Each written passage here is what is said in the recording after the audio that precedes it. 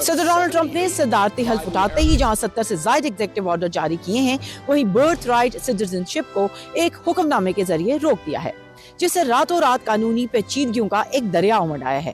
شہریت کے اس قانون کا مطلب یہ ہے کہ اگر کوئی بچہ امریکی سرزمین پر پیدا ہوتا ہے تو اسے امریکی شہری تصور کیا جائے گا اور اسے وہی حقوق ملیں گے جو کسی بھی امریکی شہری کو پیدائشی طور پر حاصل ہوتے ہیں۔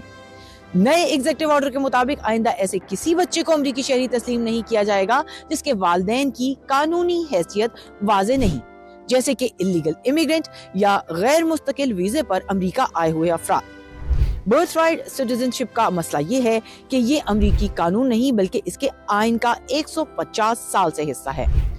صدر ٹرمپ کا کہنا ہے کہ 14ویں آئینی ترمیم کی دوبارہ تشریح کی جانی چاہیے تاکہ صرف ان بچوں کو امریکی شہریت ملے جن کے والدین میں سے کم از کم کوئی ایک امریکی شہری یا گرین کارڈ ہولڈر ہے۔ اس حکم نامے کے بعد بہت سی ڈیموکریٹ سٹیٹس اور انسانی حقوق کی تنظیموں نے عدالتوں کا رخ کر لیا ہے۔ جن متاثرہ افراد سے ہم نے بات کی وہ نہ صرف ڈرے ہوئے ہیں بلکہ سخت ذہنی دباؤ کا شکار ہیں۔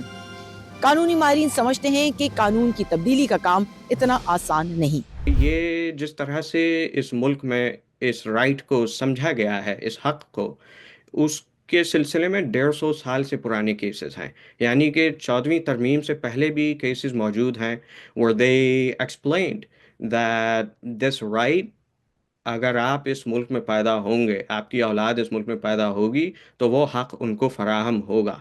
So if the Supreme Court does not take the case, their only way would be to go through Congress. So Congress میں بھی they would need a majority، اور اس کا خدشہ ہے، لیکن میرے خیال میں even Republicans will not want this reading because اگر آپ دیکھیں executive order کو it is very restrictive۔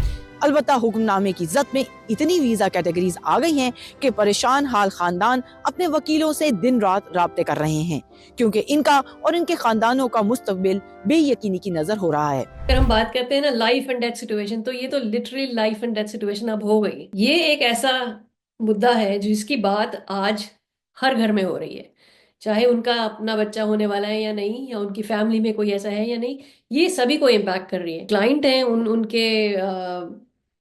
ان کی وائف ڈیو ہیں مارچ میں۔ یہ جو ایگزیکٹو آرڈر ہے اس کو 30 days دیے گئے ہیں ٹو ٹیک افیکٹ، تو 19 فیب کے بعد بیسیکلی جو بچے پیدا ہوں گے اگر ان کے وہ کوالیفائنگ کرائٹیریا کو میٹ نہیں کرتے تو ان کو سٹیزن شپ نہیں ملے گی۔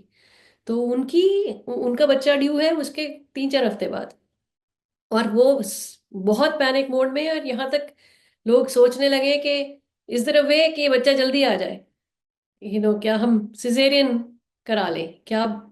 تو اس طرح کی چیزیں جو ہم نارملی سوچتے نہیں ہیں۔ اس حکم نامے کا اطلاق 30 دن کے بعد ہوگا، لیکن اسے قانون بنانے کے لیے آئینی ترمیم ضروری ہے جس کے لیے 2/3 اکثریت حاصل کرنا آسان کام نہیں۔